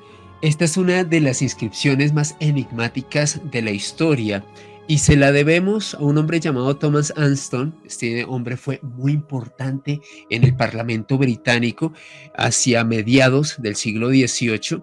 Hacía parte de la Sociedad de los Diletantes, un grupo hermético bastante particular del Reino Unido, y Thomas Anston y su familia contaban con una gran posición preeminente dentro de la sociedad británica de aquel entonces, del siglo XVIII. Resulta que Anston, junto con su hermano Juanje, era una persona que era una especie de Juan Jesús Vallejo británico del siglo XVIII. Viajaba por todo el mundo. Un friki que le gustaba el misterio y viajaba mucho. Bien, gracias. Y viajaba mucho, Juanje. De hecho, en 1740 se prestó a circunnavegar el planeta. Imagínate, estamos hablando mediados del siglo XVIII, quería hacer esta hazaña junto con su hermano, pero al igual que Juan Jesús Vallejo, quedó fascinado por la cultura egipcia, y cuando tuvo la oportunidad de conocer Egipto, este hombre lo flipó en colores, como dirían en España, y desde entonces se percató que su búsqueda estaba hacia el arte y a intentar comprender qué conexión establecía esta forma de expresión con todos nosotros. Resulta que Thomas Anston regresa a su natal Inglaterra a mediados del siglo XVIII, y en su residencia familiar, que queda en Staffordshire, allá en el Reino Unido. De hecho, al día de hoy, esta residencia de Thomas Anston es patrimonio histórico de los británicos porque tiene una serie de reformas. Cuando Thomas Anston regresa a su casa, él dice, miren, voy a intentar invertir en mi casa para que sea una especie de museo viviente, para aglutinar algunas de las grandes maravillas que me encontré en mi propósito de intentar circunnavegar el planeta.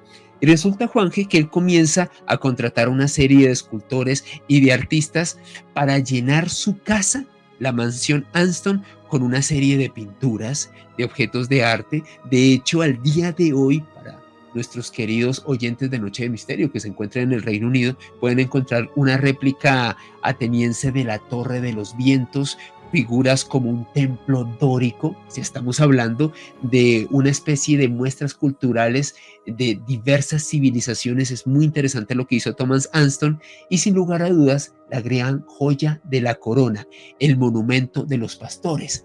El monumento de los pastores, Juanje, Camilo y oyentes, está inspirado en una pintura del gran artista francés Nicolas Poussin. Poussin, en el año 1638, efectuó una pintura muy bucólica, muy triste, para intentársela describir a los oyentes, de unos pastores que están arrodillados y mirando a una tumba bastante humilde. De hecho, esta obra de los pastores de Arcadia, que pintó, reitero, Nicolas Poussin en 1638, también se conoce en el ámbito del arte como Et in Arcadia ego. Esto está en latín, y de acuerdo a muchos expertos... ¿Qué significa y en Arcadia estoy? Exactamente, y en Arcadia estoy. Y desde entonces esta pintura, Juanje, de por sí ha sido muy misteriosa, ha tenido muchísimas interpretaciones, esta in Arcadia estoy. Pues el código da Vinci sale de ahí. Ni más ni menos que la novela El Código da Vinci, sobre si esa es la tumba de Jesucristo, que el tipo que tenía la tumba esta y tal, la dinamitó. Estaba harto de que llegase la gente a buscar tesoros a la finca y la dinamitó, para que te hagas una idea. Exactamente, Juanje. Resulta que Thomas Anston, para realizar esta réplica de Et in Arcadia ego, llamó a un gran escultor flamenco, Peter Schmackers. En 1740 creó esta obra y le pidió que dejara una inscripción abajo. Y esa inscripción, desde 1740 hasta nuestros días, pleno 2025, no ha podido ser descifrada y ha suscitado todo tipo de especulaciones por parte de expertos, criptógrafos e investigadores de misterio en todo el mundo. Para describirles rápidamente la inscripción debajo de este monumento en la mansión Anston en el Reino Unido, está compuesta por unas letras O, U, O, S, V, A, V, V en la línea superior, digamos en mayúsculas, y debajo de esa línea tiene dos letras, D y M. A partir de la construcción de este monumento, y en específico de esta sigla que Thomas Anston se llevó a su tumba, su significado, también Peter Schmackers, el hombre quien la construyó, nunca dijo nada al respecto, ha suscitado todo tipo de especulaciones. Para algunos tendría una conexión muy directa, como lo dice Juanje, con el Código da Vinci, con lo que podría ser el priorato de Sion, y bueno, toda esta gran historia de conspiración que nos podría demostrar que Jesús de Nazaret habría engendrado, en este caso, hijos con María Magdalena. Y que María Magdalena tuvo esa descendencia en Francia. Exactamente, Juanje. Y algunos establecen que esta inscripción revelaría detalles de esa descendencia. Por ejemplo, el obispo Oliver Morchard en 1950 comentó que muy probablemente esta inscripción era una referencia a una mujer de la cual estuvo enamorado Thomas Anston y que dejó como una inscripción ahí. Es una interpretación peregrina. Ha habido incluso importantes investigadores como Steve Reginbald, que de hecho dice que haría referencia a un versículo del Eclesiastés, que sería una especie de código para intentar determinar la descendencia de Cristo. Dice Steve Reginbald que estas inscripciones en latín dirían orator ut homina sunt vanitas ait vanitas vanitatum. Vanidad de vanidades, dijo el predicador, toda vanidad. Y desde entonces, Juanje, incluso la misma Agencia de Seguridad de los Estados Unidos ha utilizado expertos y no han podido descifrar esta inscripción, al día de hoy indescifrable, la inscripción de Shugborough en el Reino Unido. Y el tipo lo hizo súper bien, porque lo puso en una pieza arqueológica que luego, fíjate, si ha dado pie a especulaciones. que está relacionada ni más ni menos con la posible descendencia de Jesucristo. Vaya historia. Me divierte muchísimo hacer este tipo de programas. Camilo Manjarrés, amigo, tu conclusión, tu cierre, tus redes sociales, ¿dónde puede seguirte la gente? Juanje, pues sin duda alguna es algo bastante llamativo y si quieren más adelante podemos hablar sobre ese posible misterio que aguarda Bogotá sobre un gran tesoro que no se ha encontrado, que es repleto de oro. Pero mientras tanto pueden seguirme tanto en YouTube como en Instagram como Misterio con W guión bajo oscuro. De nuevo estoy feliz por esta invitación y fascinado con todos estos temas y por la charla que tuvimos con ustedes dos. En verdad, muchas gracias por la invitación. Y si tienen tiempito, vamos a encontrar ese tesoro que está oculto acá en Bogotá, repleto de oro. Pero este no lo contamos y nos quedamos la plata nosotros. Ya está bien de ser generosos. Que luego la gente nos paga el 10% de comisión. En fin, amigo, muchísimas gracias por tu trabajo, por tu labor, por tu conocimiento, tu sabiduría y compartir tu tiempo con todos los oyentes de Noche de Misterio. Un placer tenerte aquí y seguro que dentro de prontito volvemos a escucharnos. Un abrazote muy fuerte, amigo. Muchas gracias. Un abrazo, Juanje, un abrazo para ti, para Alejo y para cada uno de los oyentes. Muy buena noche. Qué divertido, cómo me entretiene y cómo me gusta hacer este tipo de programas de historia, de una historia prohibida, de una historia olvidada, de una historia insólita, pero que sigue siendo nuestra historia. Alejandro Bernal, tu conclusión y tu cierre, amigo. Juanje, programas como este demuestran que la historia no solamente puede ser un tópico aburrido ligado a libros antiguos, a métodos de enseñanza lentos y caducos, sino que la historia se puede narrar de una forma entretenida, veraz y bastante lúdica. Un privilegio estar con nuestro amigo Camilo Manjarrés, y a mí me pueden seguir en redes sociales en Instagram y TikTok en @alebernalpress con @S. La historia que tenemos, la historia que nos cuentan, es una historia que se construye en función de los datos y de las piezas arqueológicas que aparecen. Pero lo que nunca se encontró, lo que nunca apareció, ¿eso no es parte de nuestra historia? ¿O cuando de repente aparece algo completamente rompedor como la pirámide subterránea de Yonaguni en Japón, miramos para otro lado? Deja de estar ahí porque no encaja con las piezas de la historia que sí hemos encontrado. Pues yo creo que hay que mirar esa historia imposible, como esa pirámide en Yonaguni, como esas cuevas de Longyu en China, porque nos hablan de una historia fantástica donde se mezcla la realidad con la magia y con la leyenda.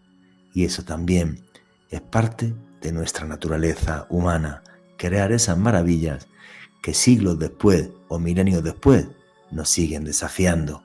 Y nunca olviden que vivimos en un mundo mágico porque está repleto de misterio.